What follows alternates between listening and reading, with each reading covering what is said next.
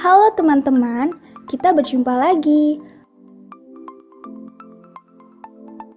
Pada kesempatan kali ini, kita akan mempelajari tentang unsur-unsur teks berita. Materi ini diajarkan untuk kelas 8 dengan kompetensi dasar 3.1, mengidentifikasi unsur-unsur teks berita, membanggakan dan memotivasi yang didengar dan dibaca. Sebelum masuk ke materi, kita akan mengenal apa itu teks berita. Teks berita adalah teks yang berisi tentang segala peristiwa yang terjadi di dunia yang disebarkan melalui berbagai media seperti radio, televisi, internet, situs web, maupun media yang lainnya. Sebuah berita harus dapat dipertanggungjawabkan kebenarannya, aktual, informatif, dan objektif. Kualitas berita yang baik harus memenuhi kriteria unsur-unsur berita, yaitu 5W1H. 5W1H adalah singkatan dari what, who, when, where, why, how. Lalu, apa maksud dari 5W1H? Di video ini, kita akan membahas satu persatu secara rinci. Unsur berita yang pertama adalah what atau apa. Unsur ini menjelaskan mengenai apa peristiwa yang terjadi yang diberitakan. Peristiwa yang diberitakan pun harus sesuai fakta yang benar-benar terjadi tanpa boleh ditambahkan opini atau pendapat. Contohnya, topik sebuah berita yaitu peristiwa banjir menggenangi 5 distrik dan menewaskan 16 orang. Selanjutnya ada unsur who atau siapa. Unsur ini menjelaskan siapa saja yang terlibat dalam peristiwa yang diberitakan. Orang-orang atau pihak yang terlibat dalam berita harus diinformasikan dengan benar agar lebih jelas dan berita dapat dipahami.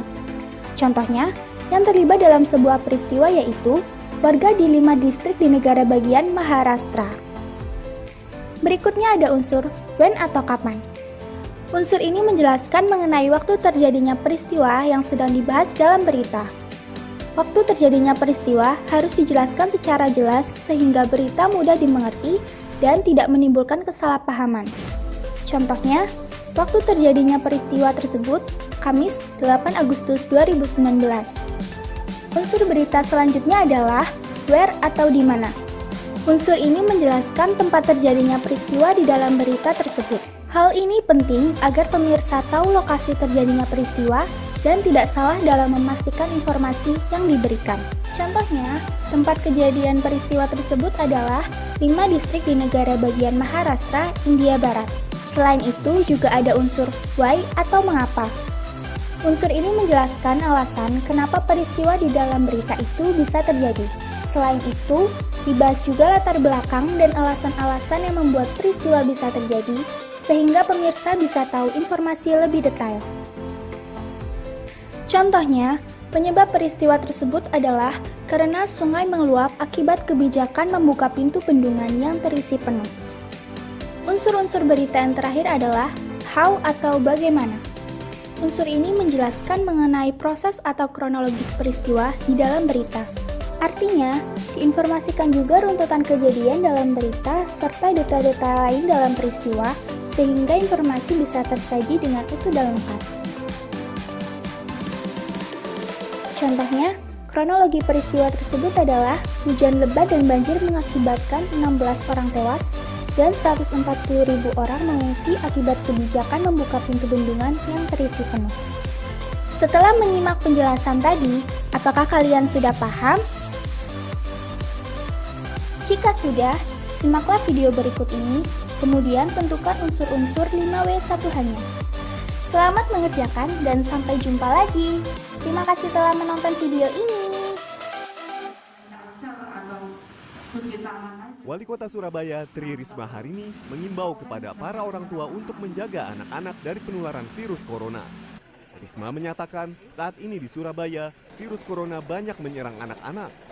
Seperti contoh kasus di lokasi karantina Asrama Haji Surabaya, di mana terdapat seorang anak berusia 13 tahun harus dikarantina karena terpapar COVID-19. Pada saat menjalani karantina, sang anak terus menangis sehingga terpaksa harus dipulangkan kembali. Hal inilah yang membuat tugas penanganan pasien anak menjadi berat. Berdasarkan kasus yang ada di Surabaya, Pemkot hanya menemukan 1 kasus anak-anak yang tertular dari luar lingkungan keluarga. Memang kondisi anak-anak sekarang lagi libur.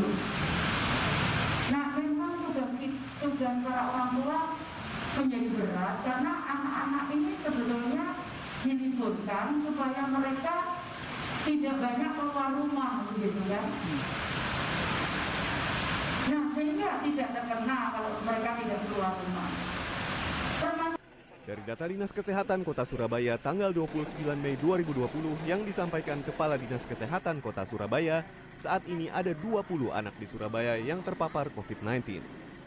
Yang sudah positif ya, kurang lebih kalau yang di data saya itu sekitar 20-an. 20-an ya? 20 anak. Terus itu rentang usianya Bu? Rentang usia ada yang 8 bulan ya sampai dengan anak umur 11 tahun. 11 tahun. Itu rata-rata. Berdasarkan data terbaru persebaran virus corona di Surabaya, kumulatif kasus konfirmasi COVID-19 berjumlah 2.394 kasus dengan jumlah ODP sebanyak 508 orang dan PDP sebanyak 1.975 orang. Wahyu Pratama Putra, Surabaya, Jawa Timur.